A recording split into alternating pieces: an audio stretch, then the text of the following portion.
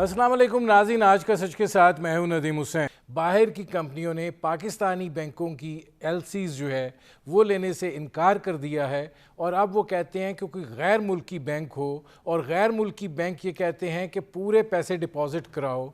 अब 120-25 million dollar जो है वो रोज़ाना की पाकिस्तान की पेट्रोलियम की रिक्वायरमेंट है और ये पैसे जो हैं ये इकट्ठे करने पड़ते हैं और ये जमा करवाने पड़ते हैं और उसके नतीजे में डॉलर पे रोज़ाना की बुनियाद पे अब दबाव आ गया है।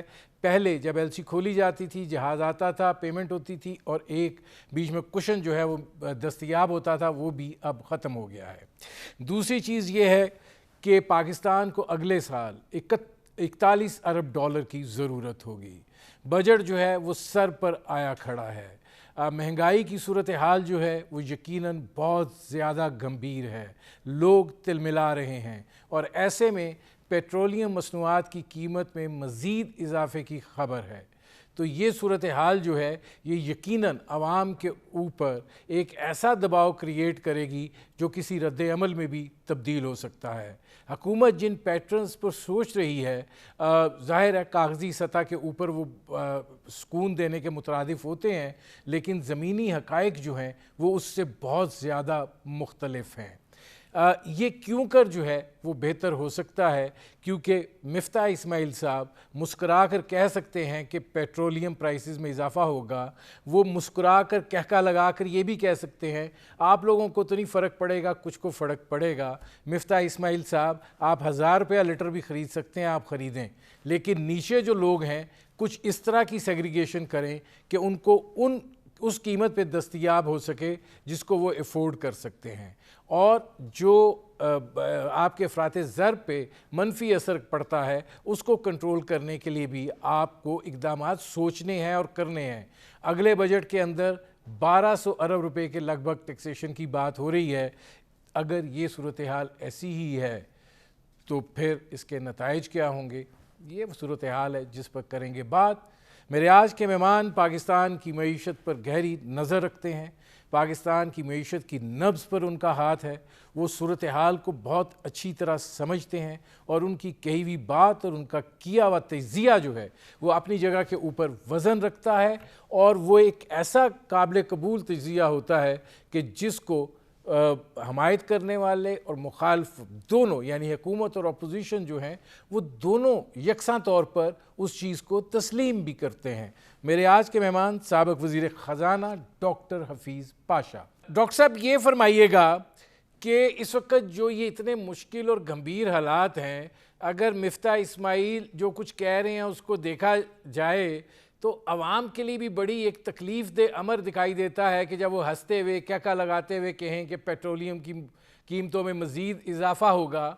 इस वक्त जो मुश्किल सूरत हाल है, आपको लगता है कि हुकूमत को इस गुंजलक में से सिरा मिल रहा है कि वो कोई आगे बढ़ सकें या नहीं, मुश्किलात बहुत ज़्यादा हैं? बिस्मिल्लाहिर्रहमानिर्रहीम। आपने जो इंट्रोडक्शन दिया वो मेरे ख्याल से बहुत मुनासिब था। हालात काफ़ी हद तक ख़राब हो चुके थे और हमारी नई हुकूमत ने काफ़ी वक़्त लिया अपने डिसीशंस को आगे लाने। अब अलबत्ता उन्होंने कुछ अहम डिसीशंस लिए हैं और तेल की कीमत को उन्होंने 2 मरतबा 30 रुपए से बढ़ाया है। खबर ये है कि 8 रुपए फ़ी किलोवाट आवर बिजली के बढ़ने वाली है और गैस की कीमतों में 45% इज़ाफ़ा होने वाला है। ये सारी कोशिश ये है कि या तो सब्सिडीज़ कम किए जाएँ और सर्कुलर डेट में जो इज़ाफ़ा हो रहा है वो कम हो। और ये सब इसलिए ज़रूरी था कि आईएमएफ के साथ जो बातचीत चल रही है 7वें रिव्यूज़ के बारे में, वो काफ़ी अरसे से ड्रैग हो रहा है, आगे नहीं बढ़ रहा है। आखिर इनको इतने सख्त इक़दामात लेने पड़े हैं और अभी मेरे ख़्याल से बातचीत चल रही है रोज़ाना कि बजट का जो ढाँचा होगा, वो क्या होगा?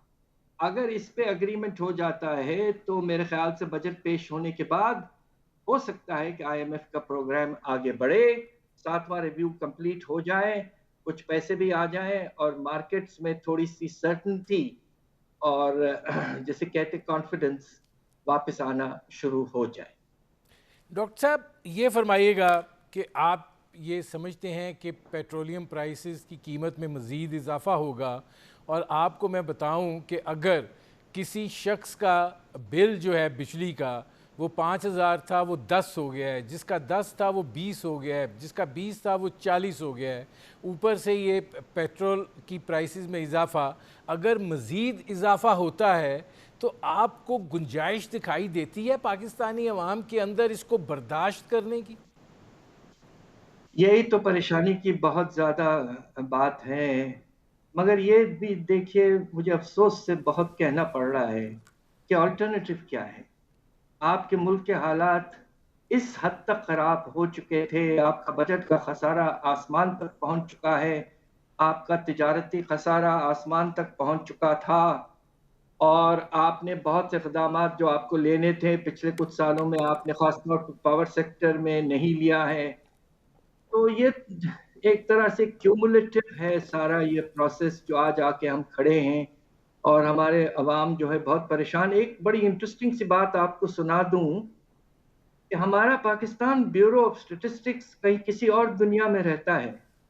वो ये कह रहा है कि माशाल्लाह माशाल्लाह पाकिस्तान में घरों के जो कंजम्पशन के अखराजात हैं, खाने पीने के अखराजात, उनमें नुमाया तौर पर रियल टर्म्स में, यानी कि क्वांटिटी वॉल्यूम में लोगों ने ज्यादा खाने पीने की चीजें इस्तेमाल की हैं। 10% इजाफा। अल्लाह, अगर ऐसा है तो पाकिस्तान तो बेपनाह खुशहाल है इस वक्त। तो ये सब बातें जो लोग कह रहे हैं कि भाई हालात खराब हैं, हालात खराब हैं, पीबीएस तो कह रहा है कि हालात गोल्डन तरीके से बढ़ रहे हैं। 10% रियल टर्म्स में इजाफा है कंजम्पशन के एक्सपेंडिचर में, माशाल्लाह। देखिए, इस हद तक गलत स्टैटिस्टिक्स पेश करना नहीं चाहिए पाकिस्तान में। यह मुल्क का इदारा है और हमारी नई हुकूमत को कम से कम यह देखना चाहिए कि इस तरह के फिगर्स तो रिलीज ना हो। डॉक्टर साहब ये फरमाइएगा कि पाकिस्तान के अंदर तो इदाद शुमार जो हैं वो तो एक रवायत रही है, IMF भी और वर्ल्ड बैंक भी इन अदाद शुमार को हमेशा चैलेंज करते रहे हैं, हमें ये झूठ बयान करने की आदत हो गई है। लेकिन आप ये फरमाइए कि इस वक्त जो मुल्क के अवाम की सूरत हाल है, अगर पेट्रोलियम प्राइसेस में मज़ीद इजाफ़ा होता है, रुपए की कदर जो है वो मज़ीद गिरती है इसलिए कि डॉलर पे दबाव है, आपके जो ज़र मुबादला के ज़खायर हैं वो आप जितने हैं उसका आपको भी अंदाज़ा है, उसकी हकीकत भी आपको पता है। तो इस सूरत हाल में कंबाइनिंग बोथ, ये इसके असरात क्या आएंगे? मुझे बहुत अफसोस से कहना पड़ता है, और इस पे हमने पिछले दिनों में और मेरे शागिर्दों ने इस पे बहुत काम किया है। ये जो कीमतों में इजाफा किया गया है, नुमाया तौर पर 40 से 50% आपके पेट्रोल में, बिजली में और गैस में होने वाला है, और साथ साथ रुपए की गिरावट, और आने वाले दिनों में कुछ और इजाफा पेट्रोल की कीमतों में, इसलिए कि सब्सिडी पूरी नहीं हुई है। तो हमारा अंदाज़ा ये है कि अफरात ज़र की रफ्तार जो पिछले महीने 13.8% थी, ये बढ़ के कम से कम 23% हो जाएगी, जो कि हमारे तारीख का एक बुलंद लेवल होगा। और इसके नतीजे में लोगों का जो लिविंग स्टैंडर्ड है, और गरीब आवाम के लिए तो खाने पीने की अशिया की खरीद करने की भी सलाहियत कम या ना होने के बराबर हो जाएगी। इस बात का तो बहुत अफसोस। डॉक्टर साहब ये फरमाइएगा कि ये जो आप बात कर रहे हैं, आपको कुछ अंदाज़ा आपने लगाया इस जानिब कि पिछले 3 माह के अंदर आपका क्या, मैं इसके ऊपर फिर आगे सारा मैंने बिल्ड करना है, कितने लोग जो हैं वो ख़त गुर्बत से मज़ीद नीचे आ गए हैं? मुझे तो लगता है कि लोअर मिडल क्लास जो है वो ख़त्म हो गई है। ये जो पिछले दिनों इजाफा किया गया है खास तौर पे पेट्रोल की कीमतों में, आप ये सोचिए कि 2 करोड़ 30 लाख मोटरसाइकिल हैं पाकिस्तान में, और ये वो तबका है जिस पर बहुत बुरा असर पड़ता है पेट्रोल की कीमत बढ़ने का। यकीनन उसमें उनको नुकसान हुआ होगा। और मैं ये समझता हूँ कि हमारी हुकूमत ने एक अच्छा स्टेप लिया है कि उन्होंने 2,000 रुपये फी महीने एक एक्स्ट्रा, जिसे कहते हैं कि सब्सिडी या ट्रांसफर अरेंज किया है तकरीबन 1,40,00,000 लोगों के लिए। तो ये मुनासिब है और इसके नतीजे में आप देखेंगे कि थोड़ा सा पेट्रोल के खर्चों में रिलीफ हो सकता है, लोअर मिडिल क्लास को मिले, मगर इम्पैक्ट ओवरऑल बहुत ज़्यादा है।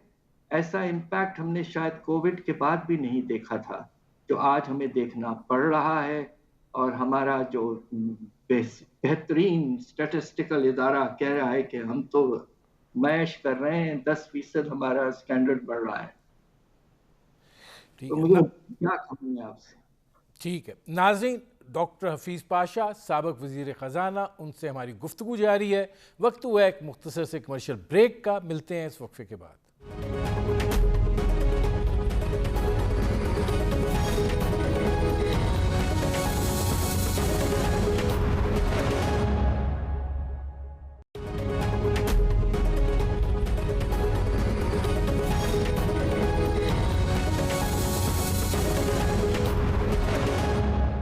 Welcome back.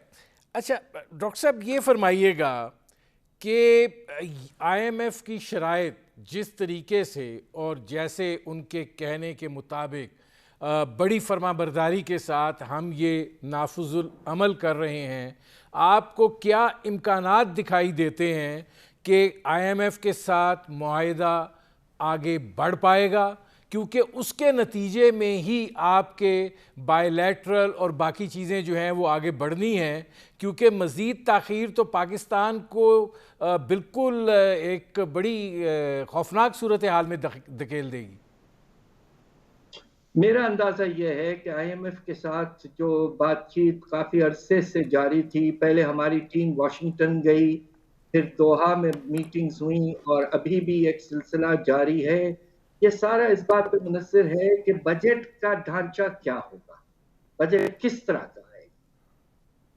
अगर बजट में मुनासिब टारगेट्स रखे गए, ख़ास तौर पे कि टैक्स रिफॉर्म्स के नतीजे में कितना रेवेन्यू एक्स्ट्रा आप उठाएंगे, कितना बजट का खसारा जो है आप कर पाएंगे कम, इस तरह की चीज़ों पर मेरे ख्याल से लिटरली इस वक्त बात हो रही होगी।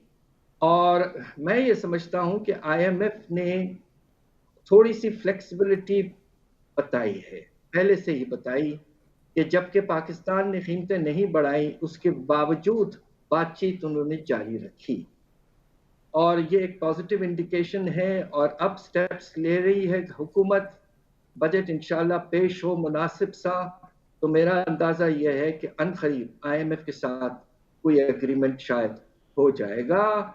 और न सिर्फ उससे कुछ पैसे मिलेंगे मगर उससे ज़्यादा, जिसका आपने भी इशारा किया है कि मल्टीलैटरल एजेंसीज जो हैं, वर्ल्ड बैंक, एशियन बैंक वगैरह, उन्होंने जो कमिटमेंट्स किए हैं लोन्स के पाकिस्तान को, वो फिर से पाकिस्तान को भेजना शुरू कर दें। डॉक्टर साहब, अगर अगले बजट की बात की जाए तो कह रहे थे कि जी 5600 अरब रुपए का खसारा है, जिसको हम कोई 5200 तक लाने की कोशिश कर रहे हैं। अगर ये खसारा इतना है और आगे आप 7,200 अरब के लगभग अपने वसाइल की बात कर रहे हैं, तो आप उसके साथ 1200 अरब रुपए की टैक्सेशन की बात भी कर रहे हैं। डॉक्टर साहब, किधर से ये गुंजाइश निकलेगी? देखिए, एक चीज जो पाकिस्तान की तारीख में पूरी तरह से वाज़ेह नहीं हुई है और वो ये, इस पे मैंने बहुत रिसर्च की, मेरे कुछ पीएचडी के स्टूडेंट्स ने भी इस पे काम किया, हमने एक किताब भी छापी। पाकिस्तान में जो अमीर तबका है, जिसे हम एलीट कहते हैं, जिस तरह के टैक्स के मरात, कंसेशंस, रिलीफ्स, एग्जेम्पशंस, एमनेस्टी, ये वो हमने दिए हैं पिछले 75 साल, तो शायद किसी मुल्क में ऐसा ना हो। हमारा अंदाज़ा ये है कि ये सब आप मिला लें मरात जो हैं टैक्सेस में, प्रोविंशियल टैक्सेस, फेडरल टैक्सेस, सब में तो ये कुल बनता है 2000 अरब। इसमें से अब वक्त आ गया है इसे कम किया जाए। लेकिन डॉक्टर साहब, मसला तो यही है कि अशरफिया बैठी हुई है सारी अंदर, वो अपने ऊपर तो कोई ज़र्ब लगने नहीं देते हैं। मतलब आपने गिनवा दिया 2 करोड़ 30 लाख मोटर बाइक्स हैं। इसी तरह स्टेटिस्टिक्स आपके पास यकीनन ये भी होंगे कि 1000 सीसी तक कितनी गाड़ियां हैं, उससे ऊपर जितना है उसको 1000 रुपये लीटर पेट्रोल कर दें। मतलब आम आदमी को तो कंपनसेट करें ना। जो आप जब सहूलत लेनी है तो उस वक्त लैंड क्रूज़र वाला और मोटरसाइकिल बराबर है, और जब जुर्माना देना है तो तब आप ये कहते हैं कि जी वो लैंड क्रूज़र वाला जो है वो डलवा सकता है, तो उसकी सज़ा जो है वो मोटरसाइकिल वाला भी भुगते। ये आपका निज़ाम जो है, मुझे अफसोस से फिर कहना पड़ता है, अदम मसावात का पहलू काफ़ी हद तक ख़त्म हो चुका था और मुख्तलिफ हुकूमतों ने मराद और बढ़ाए। 1997 में जब मैं वज़ीर था तो बड़े मुश्किल से मैंने ज़री आमदनी पर एक छोटा सा टैक्स लगाया था पंजाब में, इस उम्मीद में कि आगे चलकर शायद इससे कुछ रेवेन्यू मिले। ये प्रोविंशियल गवर्नमेंट्स का टैक्स था। ये टैक्स अभी भी कायम है लॉ में, और आमदनी जो है आपके बड़े जमींदारों की पाकिस्तान में सालाना तकरीबन 1% हमारे बड़े किसान जो हैं 22% जमीन उनके हाथ में है, और उनकी नेट सालाना आमदनी कम अज कम 850 अरब है। इनकम टैक्स मौजूद है, एग्रीकल्चरल का रेवेन्यू कितना है? 850 अरब में से 2 अरब रेवेन्यू है आपकी। ये है आपका निजाम। ऐसे बेशुमार एग्जाम्पल्स हैं, मैं पूरा एक प्रोग्राम कर सकता हूं उन पर, मगर अफसोस इस बात का है कि निजाम में इंसाफ का और अदम मसावात का पहलू इस हद तक खत्म हो चुका है कि अब बजट को ठीक करने के लिए हमारे पास कोई और रास्ता नहीं है कि आप ये रास्ता ढूंढेंगे फिर कि हमारे डिफेंस के अखराजात खत्म कर दें। ऐसा तो नामुनासिब होगा नेशनल सिक्योरिटी के लिए, इसलिए कि आज ये पोजीशन है कि हिंदुस्तान आपसे 8 गुना खर्चा कर रहा है डिफेंस में। 20 साल पहले ये रेशियो 3:1 था। तो हर तरफ तो गुंजाइश खत्म हो चुकी है। खुदा के लिए अब वक्त आ गया है कि अमीर तबका जिसको इस मुल्क ने पिछले 75 साल में इतना फायदा पहुंचाया, इतना उनको सपोर्ट किया, क्या ये वक्त नहीं है कि अपने मुल्क के लिए सैक्रिफाइस करें, आगे आए? इसलिए कि आगे चलकर उनको ही फायदा होगा अगर निजाम कायम रहे। तो इसलिए मैं कह रहा हूं कि खुदा के लिए, और मेरी किताब मौजूद है, मैंने प्रेसिडेंट साहब ने तक मंगवाई है, उसमें सब कैलकुलेशंस दिए हुए हैं। अब बस वक्त आ गया है कि बड़े डिसीजंस लें और आगे बढ़ें। नहीं डॉक्टर साहब, आप बात दुरुस्त कह रहे हैं, बड़े डिसीजंस जो हैं वो लिए जाएं। जब बड़े डिसीजंस लेने वाले इक़्तिदार के ऐवानों में बैठे हुए हों, हर लॉबी का एक प्रेजेंटर जो है वो पार्लियामेंट के अंदर मौजूद हो, या मिनिस्टर हो, या वो आला ओहदों पर फायज हों, तो फिर ऐसी सूरत हाल में आप गरीब आवाम का कीमा कब तक निकालेंगे और ये तसलसल कितनी देर तक बरकरार रह सकता है? मेरी जिंदगी गुजरी है पाकिस्तान पे रिसर्च करते हुए। मैं आपको एक बात कह दूं आज कि जो फाइनेंशियल क्राइसिस में हम मुब्तला हैं इस वक्त, ये हमारे तारीख का सबसे खराब और सबसे बुरा और परेशान कुन क्राइसिस है, और इससे निकलना बहुत जरूरी है। हमें अपने मुल्क को आगे बचाना है, ले जाना है आगे। तो अब बस मैं ये कह सकता हूं कि एनलाइटेंड सेल्फ इंटरेस्ट कम से कम हमारे एलीट में आ जाए, और वो उस बेसिस पर चलें। 2000 अरब न दें, कम से कम आगाज तो करें। 500-700 अरब की कंसेशंस वापस किए जाएं। इस तरह मुल्क चलते हैं। हमारे पास दूसरी चीजों में गुंजाइश नहीं रही। डिफेंस का बजट हमने काफी हद कम कर दिया, डेवलपमेंट को तो आधा कर दिया है। किस किस चीज को हमने कम किया है? प्रायोरिटी जो है। तो इसलिए मैं मजबूरन कह रहा हूं, मैं सियासी नहीं हूं, शख्स नहीं हूं, प्रोफेसर हूं। एज ए प्रोफेसर मैं हाईलाइट कर सकता हूं कि पाकिस्तान का सबसे बड़ा डायलेमा क्या है।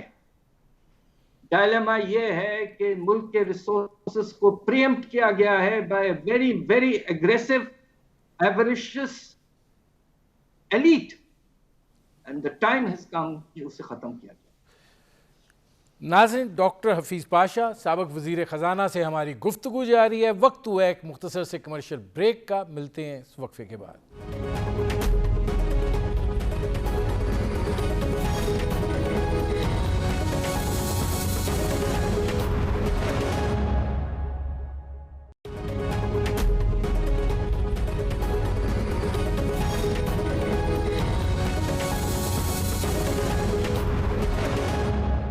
Welcome back. नाज़रीन, मेरे आज के मेहमान डॉक्टर हफीज़ पाशा साबिक़ वज़ीर ख़जाना, जो गुफ्तगू वो कर रहे हैं और जिस चीज़ का वो इजहार कर रहे हैं, इसकी अमली शक्ल पाकिस्तान के अंदर किस तरीके से हो सकती है। जब पाकिस्तान पर उमरा का ही कब्ज़ा हो, जब पाकिस्तान पर एलीट का ही कब्ज़ा हो और पाकिस्तान यरगमाल हो मफादात के तहत चलने वाले निज़ाम का, तो डॉक्टर साहब से फिर मेरा यही सवाल है कि डॉक्टर साहब बात आप बिल्कुल ठीक कर रहे हैं कि अशराफिया अपनी जेब में हाथ डाले।